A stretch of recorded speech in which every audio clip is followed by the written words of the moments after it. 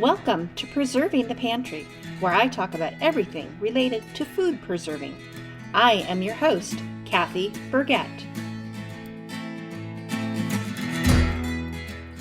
Hello, welcome back.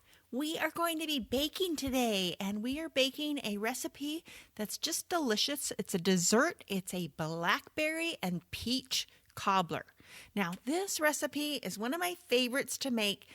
Although any dessert really is a favorite of mine, but this is so great because you can make it any time of year. When I first developed this recipe, I used frozen peaches and frozen blackberries. But in the summertime, when you have fresh peaches and fresh blackberries, yep, it works for that too. So for this recipe, we are going to be using 6 cups of sliced peaches. So you want them pitted, peeled, and sliced. And then 2 cups of blackberries, a cup of sugar, a 1/4 cup of flour, a teaspoon of ground cinnamon. You're going to use lemon juice and lemon zest. So that's all for the filling. For the topping, the cobbler topping, you'll need 1.5 cups of flour, 2 tablespoons of sugar, 2 teaspoons of baking powder, a 1/4 teaspoon of salt, 6 tablespoons of butter, and I use regular salted butter, and 3/4 cup of milk. Now, don't worry if you're not writing all this down. There is a direct link to the recipe where everything's written out for you. So we start with the filling, and we place the peaches and the blackberries frozen, or if you have them fresh, then use the fresh. But you don't have to thaw the peaches or blackberries if they're frozen. Place them in a large bowl. Sprinkle the sugar, flour, cinnamon, lemon juice, and zest over the top, and then you just toss them to coat. And then you put those into a lightly greased baking dish. Then we make the topping. We place the flour, sugar, baking powder, and salt together.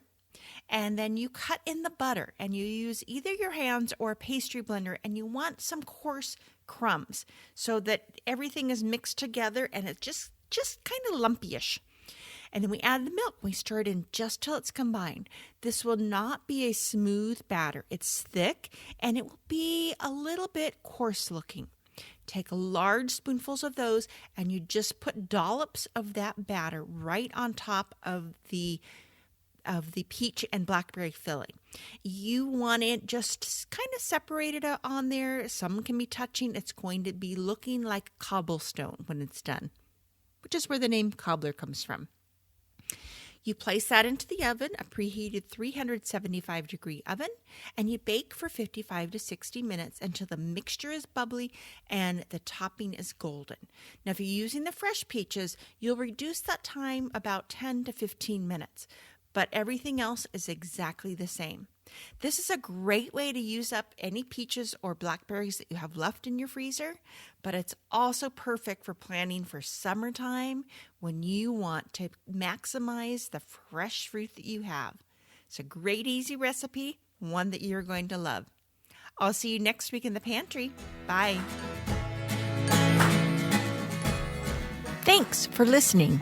And be sure to tune in again next week for more episodes of Preserving the Pantry.